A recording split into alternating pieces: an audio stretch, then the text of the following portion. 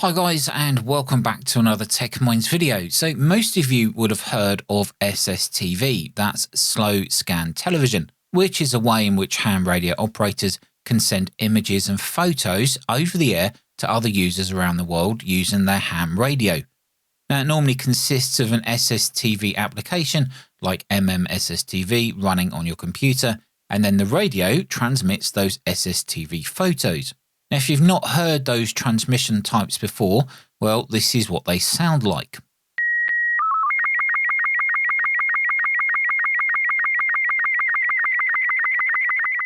Now, one of the most popular frequencies for SSTV is 14.230 upper sideband. That's on the 20-meter band. And with just a radio receiver and some decoding software, we can receive and decode these transmissions. So I thought, how cool would it be to have a screen on my desk just showing all of the received SSTV transmissions at my location. Of course, you could do this on your main computer, but I wanted it to be on my desk with its own dedicated screen.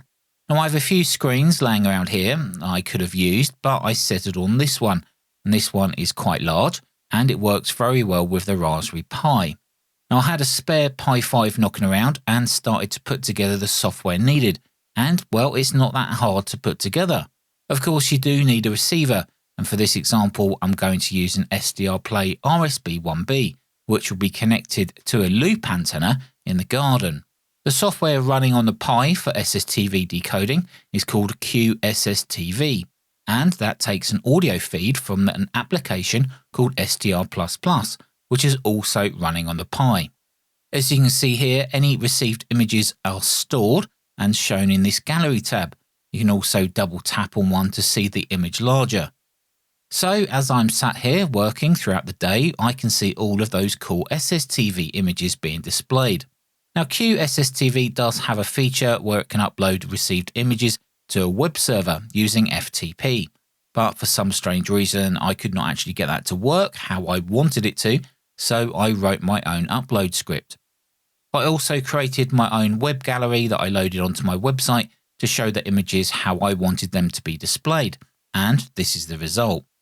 Now, this also means I can view this literally anywhere in the world where I have internet and access to a device that can access the internet.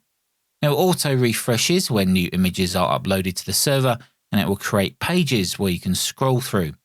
I also added some text at the top about the receiver being used and the location. Now, as there is some metadata included in the image file name, such as SSTV mode and date and time of reception, I also use that to show some information at the bottom of each image. Now, you may be wondering why there's a number on the top left of each image. Well, I'll tell you about that at the end of the video. And if you have the capability to send SSTV, now is the time to get it working. Okay, so let me just show you how to get this software installed. Now, again, I'm going to be using a Pi5 here, and I'm using a touchscreen. Now, if you don't have a screen and you just want to go with the upload to the web side of things, then you can do that as well. However, you will still need to be able to look at the desktop of the Pi so you can set up the software. Now, installing this is pretty simple, and I've created a page on GitHub with all of the commands that you'll need. This is based on using a Pi5 and the latest version of the Pi OS Trixie. So step 1 will be preparing the system by updating and upgrading any pre-installed files. This can take a while to perform, and I'd recommend to perform a reboot after this is completed. Step 2 will be installing the base dependencies which SDR++ and QSSTV will use, along with some other dependencies that we'll use later. You will also need to install your SDR driver.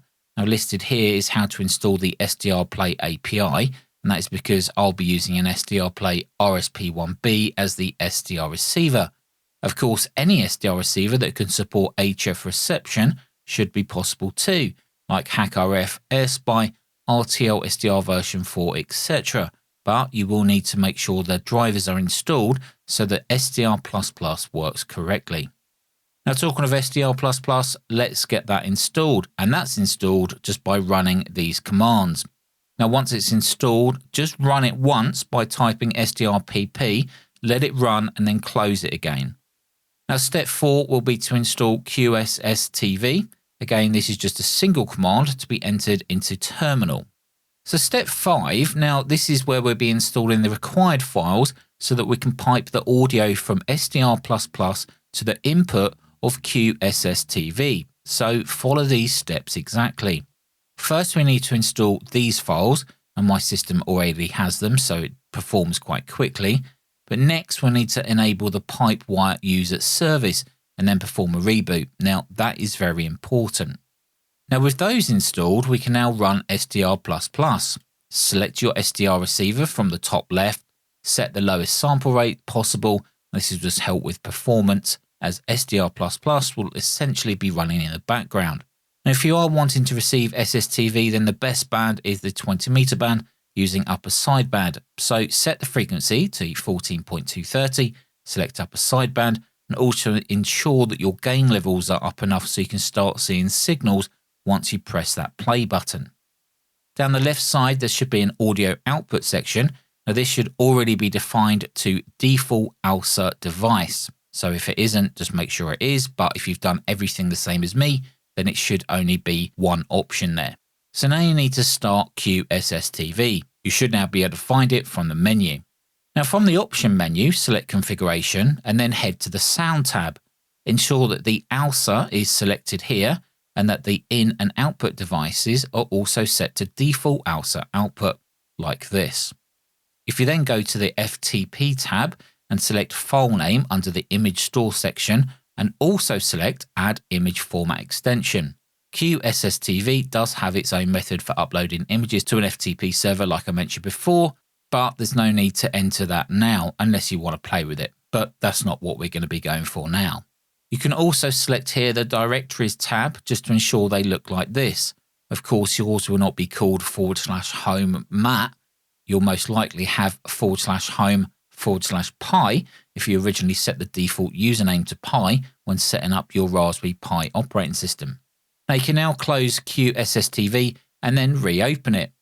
Now if you do not see the waterfall bouncing around like this, then press the play button here. The audio output from SDR++ should now be piped into QSSTV, and any received SSTV transmissions will now start to be decoded, displayed in the gallery and written to the folder specified in the directory settings. Now, if you don't see anything, reboot and reload the applications. And if you still don't see any audio, then there might have been an issue when you was installing the audio piping drivers. So just go back and double check it. So there we go, a desktop SST receiver that you can leave running and capture all those fantastic SSTV images throughout the day. Now what I've shown you in this video so far is what I performed to get this working. Now if you know of better ways to achieve any of these procedures in this video, then let us know down in the comments. I tried to show the simplest procedures that I know of. So what if you want to upload these images to your website and use my gallery code? Well, on the GitHub page there are some other commands which will download a couple of files and place them where they need to be on your Pi. One of those files is called upload_pngs.py, and you'll need to edit it before use.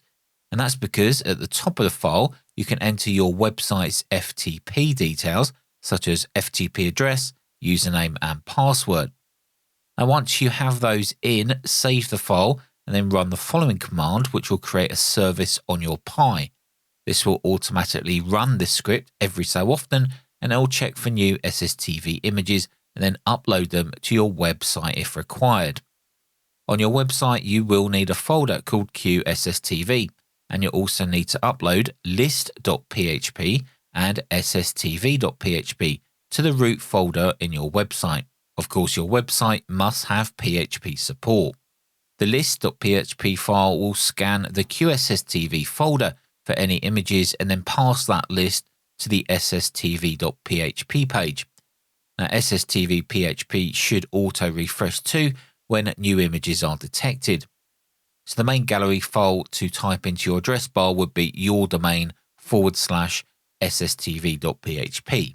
Now, earlier on, I mentioned about that little number on the top left of each image. Well, if you want to, try and send me an SSTV image on 14.230 upper sideband. and my system is on 24/7, and any images received there where they're 50% complete or more will be uploaded to my website. If you see your SSTV image appear on the website, then leave a comment with the image number and I'll go check it out. Anyway guys, thanks so much for watching. Let us know what you think about this project down in the comments below. And until the next video, take care of yourselves and we'll see you in the next one.